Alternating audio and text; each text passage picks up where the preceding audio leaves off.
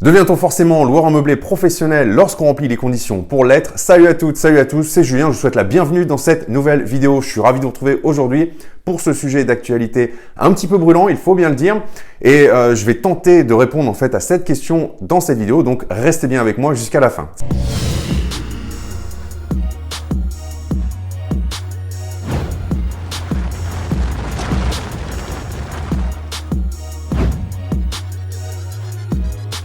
Alors avant qu'on rentre dans le vif du sujet, si pour vous la location meublée est nouvelle, si vous ne savez pas ce qu'est le statut du loueur meublé professionnel et non professionnel et que vous voulez en savoir un petit peu plus, je vous rappelle que vous pouvez télécharger librement et gratuitement mon livre « Comment louer plus cher et payer moins d'impôts avec la location meublée ».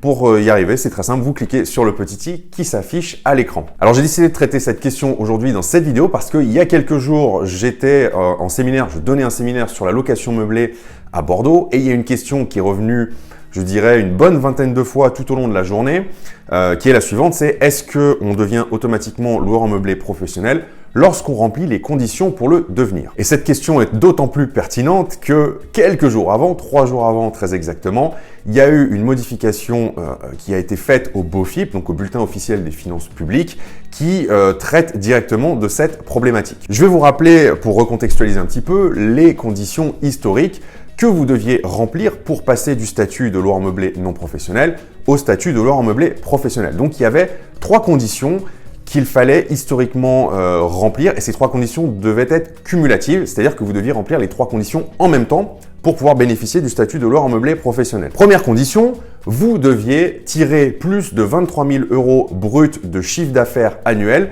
de votre activité de location meublée. Donc on parle bien de revenus bruts, on parle bien de chiffre d'affaires, on ne parle pas de résultats, de bénéfices, on parle vraiment de ce que vous avez encaissé comme loyer brut. Donc ça, c'était la première condition, vous deviez tirer au moins 23 000 € annuels bruts de chiffre d'affaires de votre activité de location meublée. Deuxième condition, il fallait que les revenus issus de la location meublée soient supérieurs aux autres revenus du foyer fiscal soumis à l'impôt sur le revenu. Donc, qu'est-ce que c'est que le foyer fiscal? Eh bien, c'est le foyer au niveau de l'imposition. Donc, c'est-à-dire que si vous êtes seul sur votre fiche d'imposition, eh bien, ce sont vos seuls revenus. Si vous êtes deux, donc si vous faites une imposition commune, par exemple, si vous êtes marié, eh bien, ce sont les revenus communs. Mais pas tous les revenus, sinon, bien évidemment, ce serait trop facile. Pourquoi faire simple quand on peut faire compliqué? Mais seulement ceux qui rentrent dans certaines catégories, donc les suivantes. Les traitements et salaires, les revenus BIC autres que ceux issus de la location meublée, parce que vous pouvez avoir des revenus qui rentrent dans la catégorie BIC mais qui ne sont pas forcément liés à une activité de location meublée,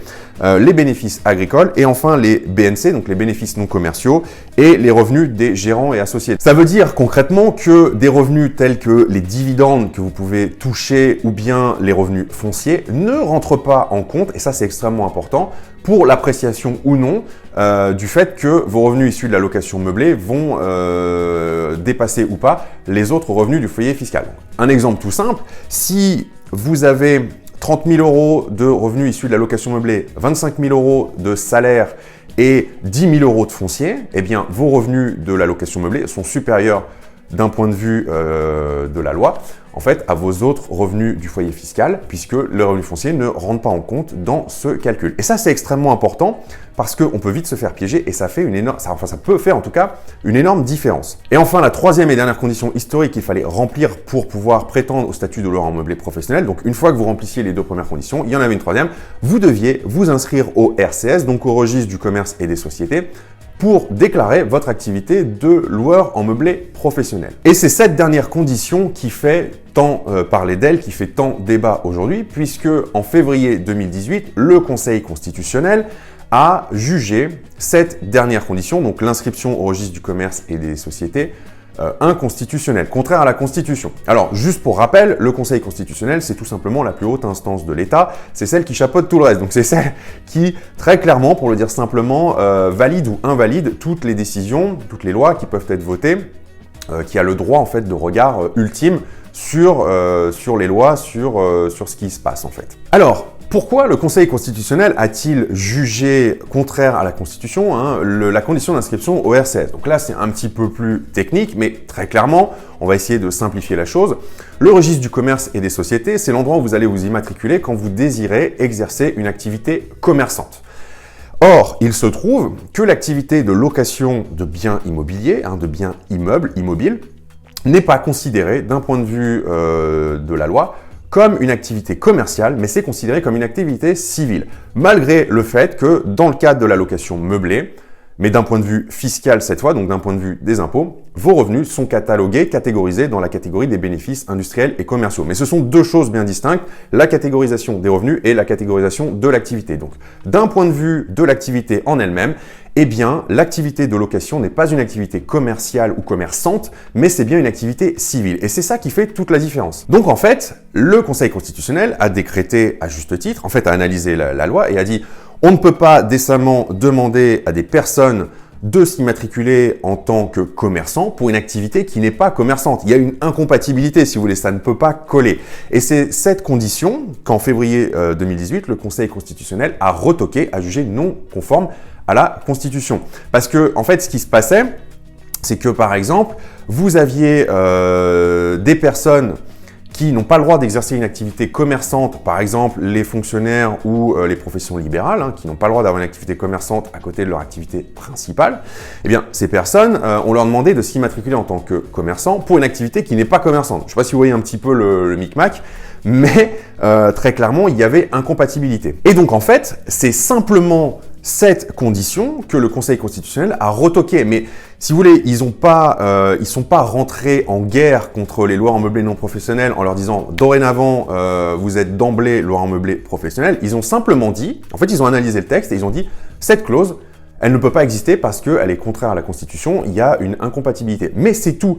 En fait, ils ont juste posé leur avis sur cette clause en particulier.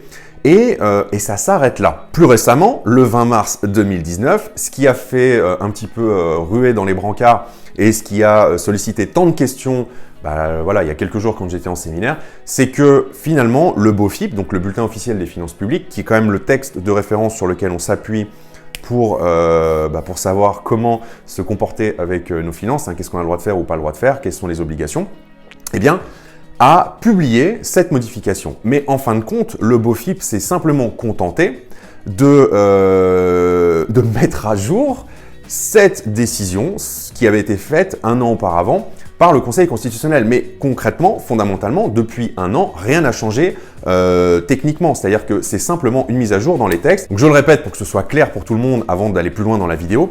En fait, le Conseil constitutionnel a simplement dit aux législateurs, aux impôts, vous demandez cette condition pour que quelqu'un puisse prétendre au statut de loueur en meublé professionnel, mais cette condition, pour nous, elle n'est pas recevable. Donc, on ne peut pas décemment accepter qu'elle soit demandée. Trouvez autre chose. En fait, c'est un peu ça qu'ils ont dit. Si je schématise, c'est ça. Alors maintenant, il y a toujours la question de l'interprétation qu'on en fait, parce que ce qui se passait avant, c'est que quand vous remplissiez les deux premières conditions, donc chiffre d'affaires et le fait que ça représente la plus grosse part des revenus du foyer fiscal, le fait d'aller vous immatriculer au registre du commerce et des sociétés décrétait d'une volonté de votre part de vous immatriculer en loueur en meublé professionnel. Mais est-ce que pour autant le fait d'avoir fait sauter cette dernière condition fait que vous devenez automatiquement LMP si vous remplissez les deux premières? Et c'est là tout le débat, et c'est là où, disons-le clairement, c'est un peu le gros bordel, le gros merdier. C'est extrêmement flou parce qu'il n'y a pas deux sons de cloche identiques. Alors avant d'aller plus loin, je tiens à vous mettre en garde, la conclusion que je vais vous donner n'est qu'un avis personnel. Donc c'est un avis que j'appuie sur des conseils que j'ai demandé à un expert comptable et à un avocat spécialisé, mais ça reste un avis, il ne faut pas le prendre pour argent comptant, ce n'est qu'une interprétation que je vais vous donner. Et je peux très bien me tromper, mais néanmoins, après avoir discuté et analysé les textes, c'est ce qui semble quand même le plus plausible. Au passage, ce qui est formidable, c'est pour vous dire à quel point c'est le bordel au niveau des textes, c'est qu'il n'y a pas deux personnes qui sont d'accord, il n'y a pas deux experts comptables qui en font la même interprétation. Mon expert comptable et mon avocat n'étaient pas d'accord sur le sujet, il n'y a pas deux services des impôts des entreprises qui sont d'accord sur l'interprétation. Donc c'est pour vous dire que c'est flou, même pour des personnes dont c'est le métier, même pour les personnes qui sont au cœur de la problématique. Donc vous imaginez pour vous et moi en tant qu'investisseurs à quel point c'est compliqué de se positionner, et c'est pour ça qu'il ne faut surtout pas se précipiter. La réponse à la question, c'est que selon moi, il n'y a pas d'obligation, il n'y a pas d'automatisation du passage de loueur en meublé professionnel quand vous remplissez les deux premières conditions. Déjà, ça peut être, c'est vrai que ça peut être sujet à diverses interprétations parce que le texte du BOFIP dit que est qualifié de loueur en meublé professionnel la personne qui remplit la condition suivante et la condition suivante. Mais on peut l'interpréter de deux façons. Soit on peut se dire est qualifié de façon automatique, mais ce n'est pas précisé. Soit on peut se dire est qualifié, ok, parce qu'elle remplit les critères de qualification pour être loueur meublé professionnel, mais elle ne l'est pas forcément de fait, parce que à aucun moment on ne dit elle n'est donc plus qualifiée pour être loueur meublé non professionnel, elle n'est plus loueur meublé non professionnel, elle est automatiquement loueur meublé professionnel. C'est sujet à diverses interprétations. Donc ça, c'est le tout premier point. Deuxième point, je vais rentrer un petit peu dans la partie technique et je vais vous lire un extrait de la décision du Conseil constitutionnel donc de février 2018 et vous allez comprendre où je veux en venir. Donc le Conseil constitutionnel, en février 2018, a donc jugé, je cite, qu'en subordonnant le bénéfice de l'exonération à une condition spécifique aux commerçants, alors même que l'activité de location de biens immeubles ne constitue pas un acte de commerce au sens de l'article L110.1 du même code, le législateur ne s'est pas fondé sur un critère objectif et rationnel en fonction du but visé. Il en a conclu à la méconnaissance du principe d'égalité devant les charges publiques et sans avoir besoin d'examiner blablabla, a déclaré inconstitutionnelles les dispositions contestées qui ne sont plus en vigueur. Donc ça, c'est simplement ce que je vous ai expliqué il y a 5 minutes. Je vous l'ai expliqué de façon plus claire, mais c'est simplement le fait que le Conseil constitutionnel ait décrété que c'était pas, on pouvait pas demander pour une activité non commerçante de s'immatriculer en tant que commerçant. Voilà. Donc je simplifie, mais c'est un peu ça. Ensuite, c'est là ce qui nous intéresse pour nous faire une opinion sur le sujet. Le raisonnement ainsi suivi par le Conseil constitutionnel ne priverait pas le législateur de la possibilité, s'il le souhaitait, de modifier les dispositions dont il s'agit afin de subordonner la qualité de loueur en meublé professionnel à une condition permettant d'officialiser l'activité en cause afin de la distinguer notamment de la simple gestion ponctuelle du patrimoine personnel d'un loueur occasionnel. Donc ça dit clairement que c'est pas parce qu'on a supprimé cette condition qu'on empêche le législateur, donc les impôts, de mettre une autre condition qui permet vraiment de distinguer le fait qu'on soit professionnel de non professionnel. Ce qui veut schématiquement dire qu'ils reconnaissent bien que pour l'instant c'est très confus. Et le commentaire rajoute, à cette fin, le législateur pourrait par exemple modifier les règles d'inscription au registre du commerce et des sociétés en élargissant celle-ci aux professionnels de la location en meublé, ou encore en retenant un tout autre critère permettant d'établir le caractère régulier et continu de l'activité exercée. Donc, ça veut dire quoi concrètement? Ça veut dire que le Conseil constitutionnel a donc juste invalidé cette condition en précisant dans son commentaire, on n'empêche pas le législateur, donc les impôts, de mettre une autre condition pour bien scinder le côté professionnel du côté non professionnel pour que ce soit plus ambigu. Et soit ça pourrait être d'élargir l'accès au RCS aux professions non commerçantes, donc à la profession, à l'activité de location de biens immobiliers pour que ce soit clairement défini, clairement écrit. Hein, parce qu'il faut savoir que ce qui se passait aussi avant, c'est que le registre du commerce et des sociétés retoquait souvent les demandes d'inscription en loueur meublé professionnel pour ce même motif, hein, pour le motif que ce n'était pas une activité commerçante. Donc, le Conseil constitutionnel dit, soit vous élargissez l'accès à la location de biens immobiliers, soit vous trouvez une toute autre condition qui n'a rien à voir, voilà, ça, peu importe, voilà, vous trouvez autre chose qui permettra vraiment d'officialiser. Donc vous avez déjà, à travers ce commentaire du Conseil constitutionnel, qui est quand même rédigé par le Conseil constitutionnel, hein, je vous ai dit que c'était la plus haute instance, donc c'est quand même assez crédible, on peut se fonder dessus. Et enfin, troisième et dernier point, je suis quand même allé faire un tour sur le site des impôts à la rubrique « Définition du loueur en meublé professionnel », et une des premières phrases qui ressort, c'est quand même définition. Peuvent bénéficier du statut de loueur en meublé professionnel les personnes qui remplissent ces conditions. Peuvent bénéficier du statut de loueur en meublé professionnel et non pas bénéficient automatiquement et de fait du statut de loueur en meublé professionnel. Donc je pense que vous aurez bien compris que c'est absolument pas clair, mais même pour les services des impôts, je crois que c'est pas très clair. C'est pas clair pour les personnes dont c'est le métier, qui sont spécialisées là-dedans, donc c'est encore moins clair pour nous investisseurs. Moi je suis comme vous, j'ai essayé de décortiquer un petit peu tout ça. Ma recommandation pour l'instant, c'est d'attendre, de voir un petit peu ce qui se passe, parce que je pense que la situation va se clarifier. Quand les impôts verront qu'il n'y a pas deux interprétations identiques, à un moment donné, ils vont certainement se poser la question peut-être de clarifier la situation. Ça me paraîtrait quand même gros, voilà, pour étoffer un petit peu ce que je viens de vous dire, de basculer de façon automatique en professionnel, parce que ça veut dire quoi? Ça veut dire que du jour au lendemain, vous changez de catégorie, ce qui a quand même un impact non négligeable sur les amortissements qui là vont être réintégrés dans le calcul de la plus-value. Ça va avoir un impact sur le fait que vous allez devoir vous affilier à la sécurité sociale des indépendants et donc payer des cotisations.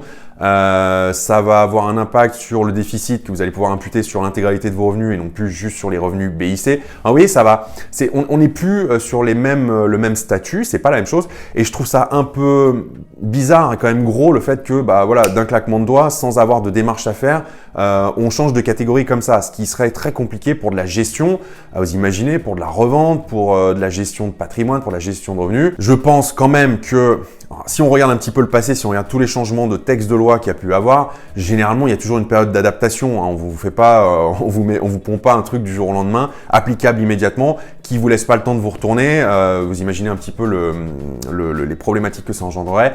Et alors nous, on est des investisseurs particuliers, voilà, on rénove de l'ancien, on le loue en meublé. Mettez-vous à la place des promoteurs qui font du LMNP dans du neuf. Donc, je vous recommande pas en termes d'investissement, mais dans ce cas précis, l'exemple peut être intéressant. Quand vous faites de la résidence de service senior ou étudiante et que vous avez vous imaginez si vous avez des multipropriétaires qui ont plusieurs biens dans ce type de résidence et qui d'un coup se retrouvent bénéficier des avantages du LMNP et shoot dans la catégorie LMP. Vous imaginez un petit peu le ramdam, les problématiques que ça peut engendrer. Donc, ma recommandation, c'est pas d'inquiétude, on attend de voir ce qui se passe, restez méfiants, faites attention à ce qu'on peut vous dire parce que encore une fois, même chez des personnes dont c'est le métier, c'est pas clair et donc il y a des interprétations qui peuvent être compliquées. Donc n'hésitez pas à recouper les avis. Moi en tout cas je suis convaincu de ce que je viens de vous dire, enfin en tout cas c'est mon avis. Alors encore une fois ce n'est qu'un avis, ce n'est qu'une interprétation, ne le prenez pas pour argent comptant en vous disant bon bah Julien dit ça donc c'est que c'est comme ça. Hein, c'est une interprétation qui est quand même fondée sur des analyses avec des personnes dont c'est le métier et compétentes, mais ça ne reste qu'une interprétation. Et elle peut être erronée. Voilà ce que je voulais partager avec vous dans cette vidéo. Alors je sais que j'ai pu employer des termes un peu techniques, on est rentré un petit peu dans le détail, mais vous voyez que j'ai essayé de simplifier la chose à l'extrême et vous voyez à quel point ça peut être compliqué même en simplifiant la chose à l'extrême. Donc voilà, ça vous donne un peu une idée générale de toute la difficulté de l'interprétation de ce texte. Si vous voulez aller plus loin sur la fiscalité immobilière, découvrir comment ne pas payer d'impôts, que ce soit en meublé, que ce soit en location nue, découvrir comment ne pas payer d'impôts sur la plus-value, quel régime adopter, quelles sont les démarches à effectuer, est-ce que vous devez créer une SCI, etc., etc. Eh bien, je vous recommande de rejoindre mon programme sur la fiscalité immobilière dans lequel j'ai vraiment simplifié à l'extrême toute la fiscalité de l'activité de location de biens immobiliers. Voilà, et je vous ai regroupé ça dans 3 heures de vidéo. Le but, c'est que je me suis fait mal à la tête pour vous. J'ai vraiment décortiqué tous les textes et je les ai, comme on dit, vulgarisés à l'extrême pour que tout le monde puisse comprendre. Donc, si le sujet vous intéresse, je vous mets le lien dans la description sous la vidéo et vous pouvez aussi cliquer sur le petit i qui s'affiche à l'écran. Pour finir, n'oubliez pas de cliquer sur le pouce si vous avez aimé la vidéo et de cliquer sur le bouton s'abonner qui s'est affiché à l'écran pour être informé dès que je publierai une prochaine vidéo. Merci de votre fidélité, merci d'avoir regardé cette vidéo et à très vite pour une prochaine. Salut!